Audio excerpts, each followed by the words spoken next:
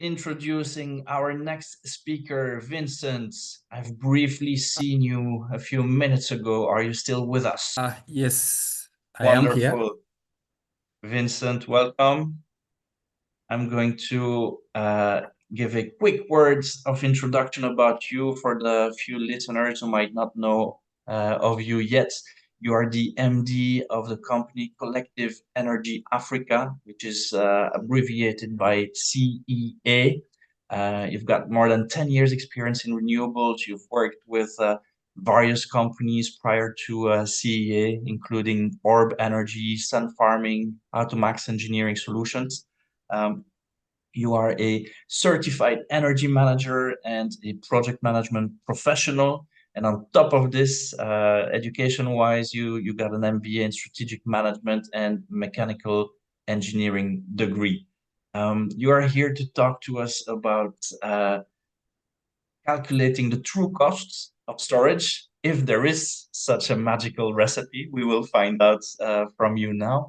But at least give us some guidelines about how people can actually determine the true cost of their storage component. So without further ado, I hand over to you.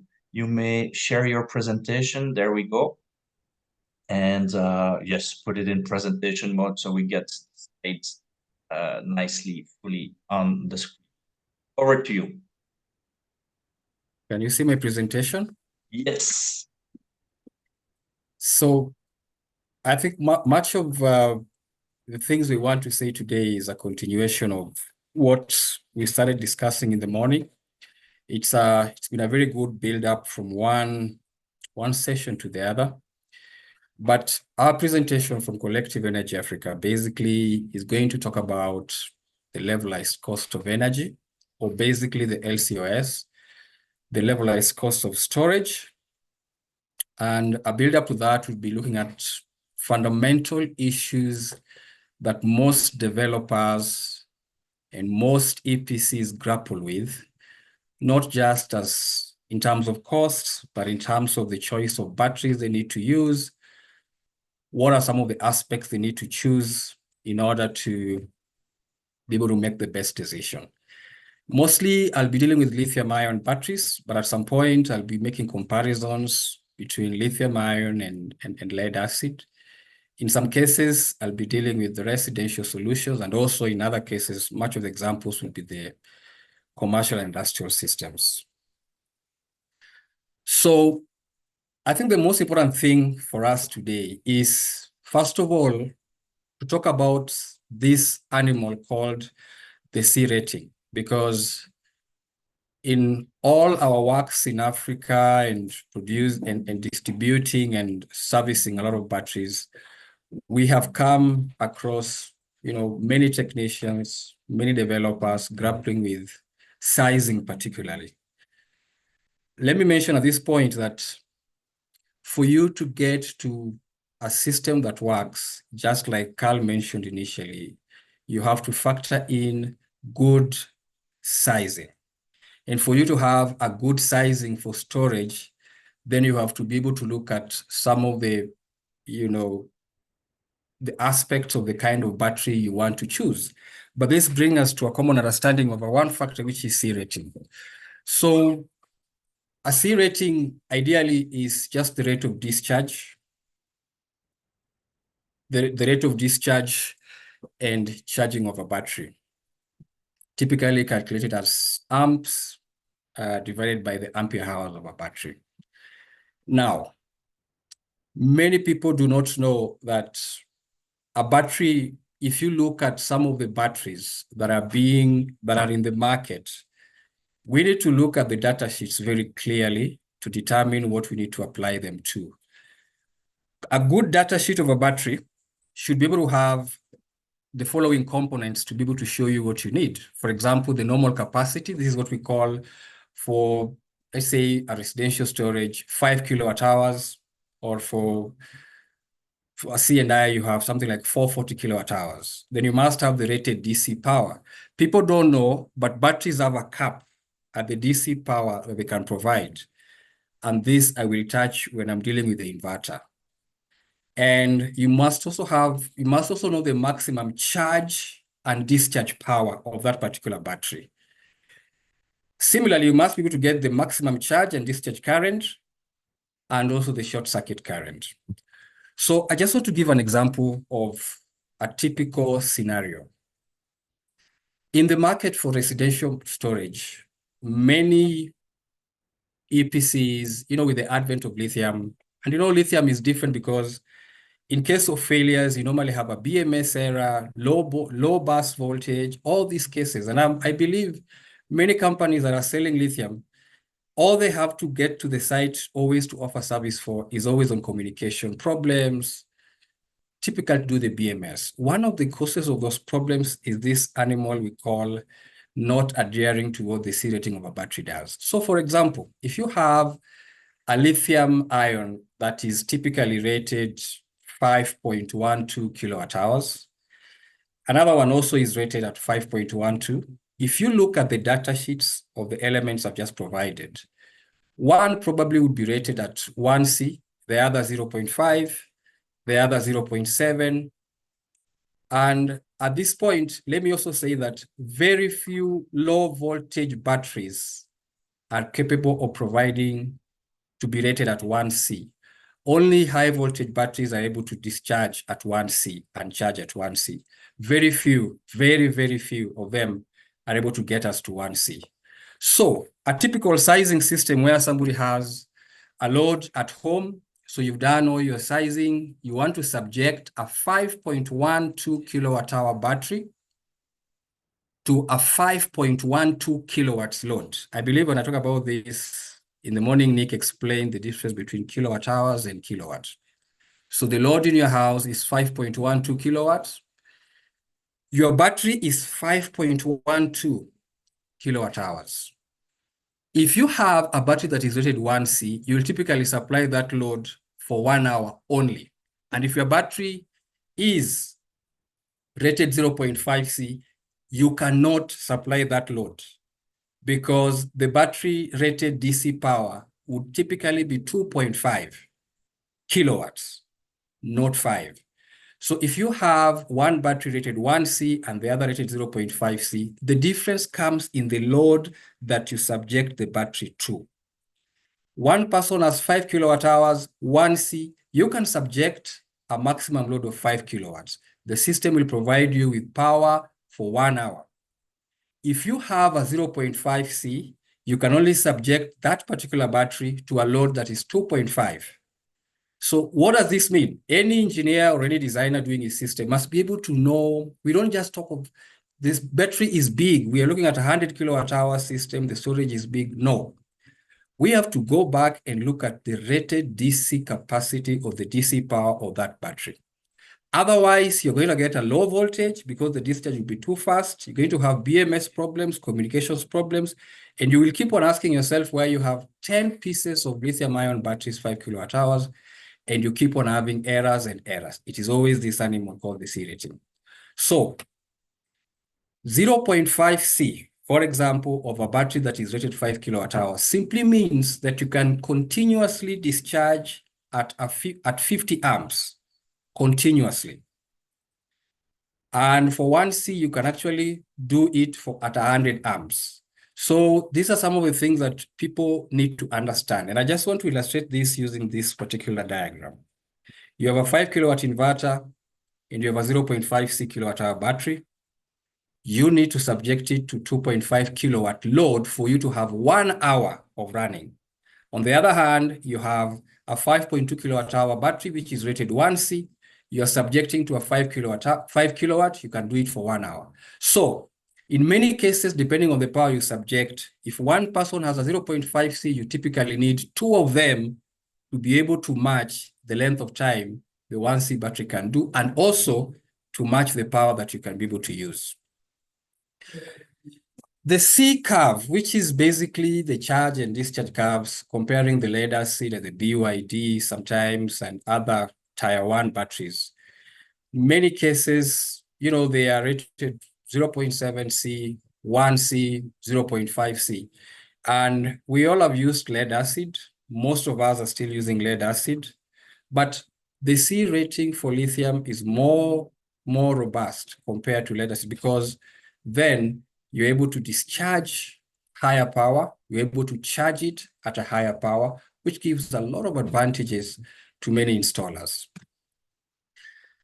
There is something that Carl has touched on, but I also wanted to show a typical graph of a lifespan, because you see, before you get to the LCOS of a battery, you have made a choice of a battery brand, you've made a choice of the warranty, you've made a choice on the C rating, on the power you can subject it to, you've made a choice on the particular lifetime that is being promised to you. And many of these battery manufacturers will tell you about the cycle number, which is always right. The problem starts with the installer. And because it is always, first of all, you have to consider the temperature of the particular region. If you subject a battery that you've been told can give you 6,000 cycles, can last 10 or 15 years at this particular temperature, the more you have your variance, either downwards or upwards, the less, the life of that battery, for obvious reasons. I believe all of us here are technical people.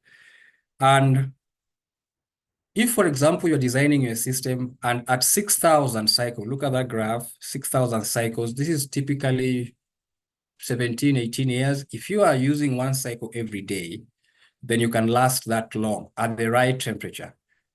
But because of wrong sizing, which is not a battery problem, it's the designer problem. A battery can be discharged, we've seen, 3 times a day, 2 times. So the warranty would obviously be, the cycles or the years, whichever comes first. So from the point of design, you have to ensure that your battery can be discharged, at least once. Let us not promise people that you can have 15 years and somebody is discharging 3 cycles in a day. It can't work like that.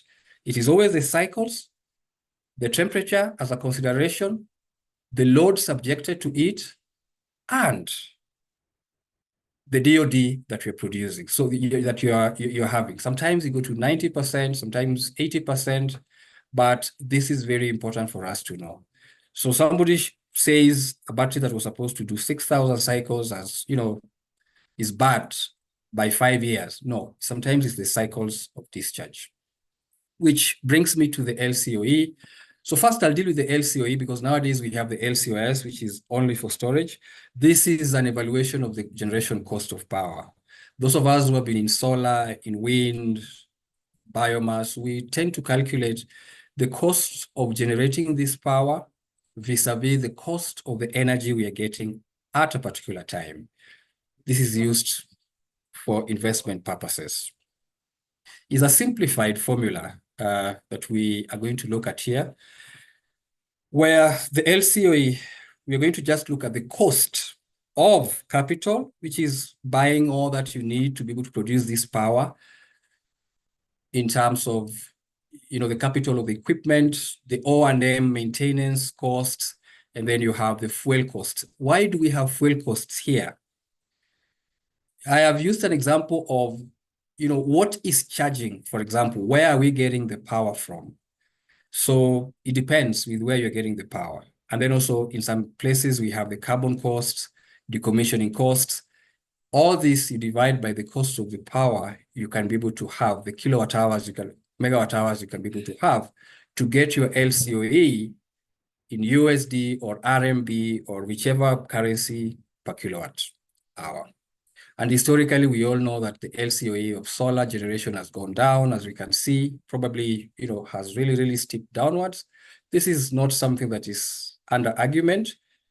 But when we now look at the levelized cost of storage, there are different ways. A battery can get power. A battery, you have to put in electricity inside that battery.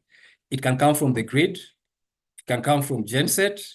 It can come from solar, because as long as you're able to charge it, the battery doesn't know where the power is coming from. But the LCOS is going to be determined by the source of this power. In this particular case, I've not really used solar power as charging, but I've just using grid power, and I've used our Kenyan costs. I'll show you an example after this. So this is going to give us the cost of storage that we are having, which is why I've given another formula, the LCOI. So we're going to look at the capital cost of these particular batteries, the O&M. And this O&M, the costs vary depending on if you're right in terms of size, sizing, design, choice of battery, and all this. So you have the power to determine these costs sometimes. The fuel cost that we are talking about here is where are we getting the electricity to charge the battery from? You can either use, if it's a backup system, it can either be from the grid, you can have from the genset, like I've mentioned, or you can have solar, which is why I'm saying for the fuel cost, you can also have the LCOE cost of that particular generation source and the discounting factor. So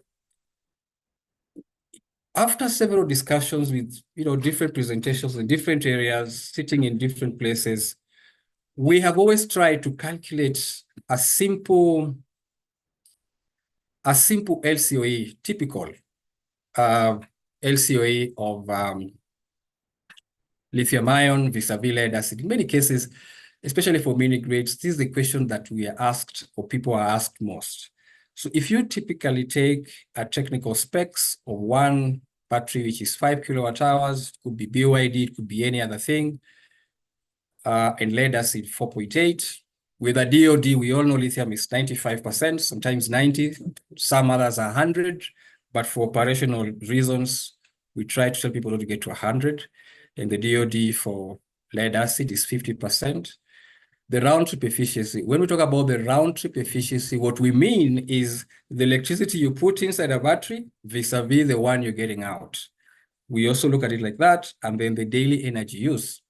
You will see that we are saying it's 4.5 kilowatt hours, but initially it was 5 kilowatt hours. Continuously like that, you look at this, and assume number of days in a year is 330 days for all the technologies, be it lead or BYD. Lifetime in years is 20%, 20 years, 5 years for lead acid. The capital costs, we're looking at $2,000, $1,400. I can give you why we are using that individually. And the costs, the kilowatt hours probably given over those times is 1489 and 554 compared. If you look at all this and the warranty years given and the years without the warranty and the operation of the maintenance costs and the charging costs, remember the source of power I told you, you're going to arrive at an LCOS of probably 0.29, 0.3, 0.9, 0.8 for lead acid. And if you look at the costs, if you look at what is basically shown in many calculations, you still see that in this graph, for lithium ion, for big systems, the battery energy storage systems, we are having even a lower LCOS. So, but the most important thing is that the LCOS is a factor of even economic reasons.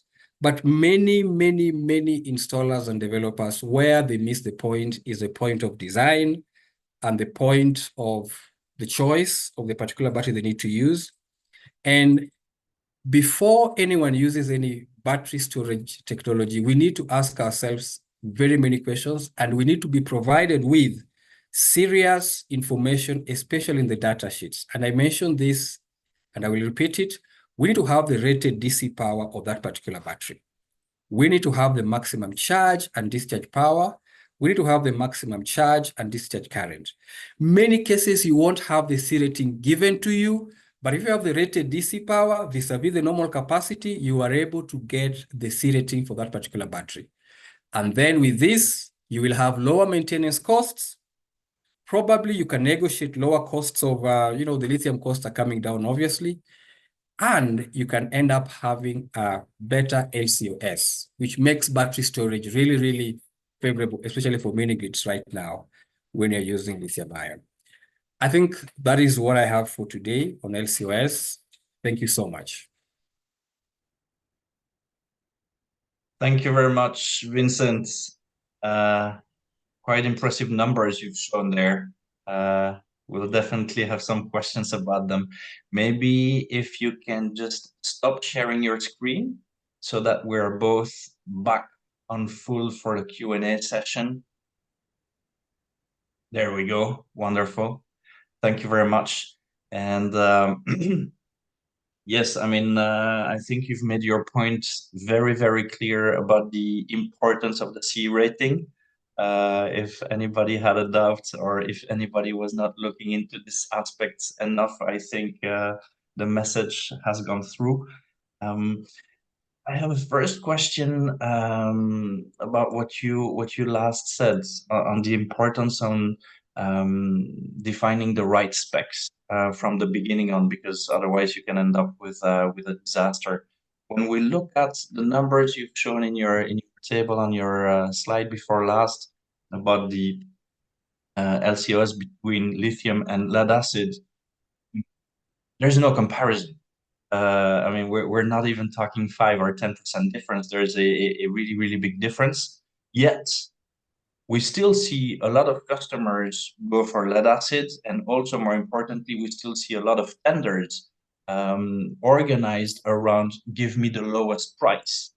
Um, what would be your comment on this? Because in situations where people want to go for the lowest price, yes, they get the lowest capex, but in the end, they get the most expensive energy. Um, how do you deal with this, and what would be your recommendations to fix this issue? I think first of all, with the introduction of any technology, we normally have the early adopters, and then we have, a particular group of people who come to install it and believe in it. We have moved past early adopters in lithium-ion technology. Right now, the market obviously is peaking. Maybe we may not have this question in two years from now because of the continuous adoption. However, let me mention this. In many cases, this is driven not by the consumer or the end user, but in some cases, and in most cases, the installers and the engineers and the guys who are able to explain this to customers. In Africa, for example, it's very rare for people to have data. So when you have to explain to someone the cost-benefit analysis on a battery, we would have to have our technical installers be able to explain this. However, the upfront cost for lithium, when you have one rack of lithium and you have another battery, let's say for a residential system, 200 Ah, first of all, we're having a problems with engineers and technicians not able to differentiate kilowatt hours vis-a-vis the rating of the lead acid, which has really made it very hard sometimes to transition to kilowatt hours to lithium because people still don't understand the terminologies. So even though people say the cost is high, currently I think the costs are matching for lead acid and lithium, but the information is not out there yet. As much as the information goes out, the more it goes out because we've seen growth of over 100% over the last 3 years, over 200% in terms of uptake of lithium. Yes. So we need good information out there with our installers. We also need, of course, awareness. And lastly, we need even the quality of these batteries because it's costly and then you have a problem with it. It's always a big loss for the customer. It's always a regret. Yeah. Thank you. Thank you very much. Next question is from Tristan. In your chart, he saw that you indicated that it's fine to discharge up to 95% for your batteries and still get a very long battery lifetime. While in the other presentations, the other presenters seem to say that you need to be more careful and watch out to avoid deep discharge. Tristan is asking if you can please re-explain this just to make sure that he's got this right. There were two in your table. There were two very, very difficult, different numbers. Yours was 95. The lead acid was 50. So just clarifying on this. I think the 95 is the DOD that we're talking about, the depth of discharge. I believe most of the lithium-ion batteries, giving 10 years plus life, are able to be discharged up to 90% or 80%. So that is a very big improvement. And it is possible to have this. But I guess what he's asking is, in terms of why is that a possibility? I'll go back to what we talked about, which is the C rating, for example. we have high voltage batteries and we have low voltage batteries. I mentioned that high voltage batteries, you can typically subject an equal load to what it is that is the battery is rated at 90% or 95%, and still get the cycles I mentioned, because as long as you get a cycle a day, you solve this cycle problem from design. Have your battery match the load that is required and the kilowatt hours you need to provide from design, so that you provide the right size. With right sizing, you're able to achieve this, even with lead acid. So I don't think it's really a big issue. It's always from sizing. You sort all these problems from sizing, but there's a possibility of having this, yes. And continuing on this important topic of C rating, question from Osache. I'm reading it out. Regarding the C rating of batteries, would we also need to differentiate between battery systems and battery units and consider whether the batteries can be grouped or connected in parallel or in series? How does this impact the entire solution? Very important question. So if you talk about lithium, I think, in fact, one of the questions that people ask is, why don't we have a lot of 24 volts lithium batteries or 12 volts in the rack system? Most of them are 48. So in that, you will only particularly increase the capacity of the battery. So that's why if you look at the inverter providers, they will always have a minimum configuration list. They will tell you, for example, if you have a 15 kVA inverter, they'll actually tell you the amount of batteries you need to subject that inverter to. Otherwise, you might destroy the battery. In fact, they go further to even mention to you the currents you need to have. So the question is that we need to just, in many cases, take care of the design. That's all. Many of the problems we have are from design, but unfortunately, it is the battery manufacturers who deal with this problem, not the engineers. It is always a design problem, but it's possible to subject all the batteries based on their data sheets and get exactly what you have asked for. If you have your data sheet right, it's always important, for lithium particularly. Because for BMS problems, unlike lead acid, when you have these problems, you always have to look at the supply of that battery to sort it out. Unlike lead acid that you could sort out yourself in many cases on that side. Yes. I see some people are sharing some questions in the chat section. If you can please make sure to send them to the Q&A box, that would make my life a lot easier. In the meantime, Vincent, I have a question again about this LTOS and the table and the calculation that you've shown. This was like a theoretical calculation based on the specs, multiplying different variables. I would like to ask you if you could maybe share about one specific project where you've achieved a very, very good result, minimizing the cost of storage, and what maybe were the differences between that project and other projects where maybe the overall end cost was slightly higher. Are there characteristics that help to minimize the cost of storage? And if so, which would those be? So I will talk about BYD specifically, which is what we deal with. When you're doing a system that is, so there are two aspects. First of all, we know lithium is expensive, as in for the first, when you're starting. So the systems that have been designed right, and we have a lot of them in camps, hotels, institutions, so what typically we do is that you tell us the size of inverter you want to use. We send you the minimum amount of batteries you can put for that inverter.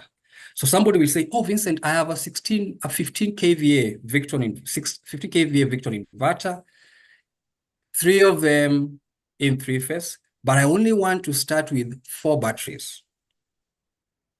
That is a wrong thing to do, because you're going to destroy the BMS of that battery completely.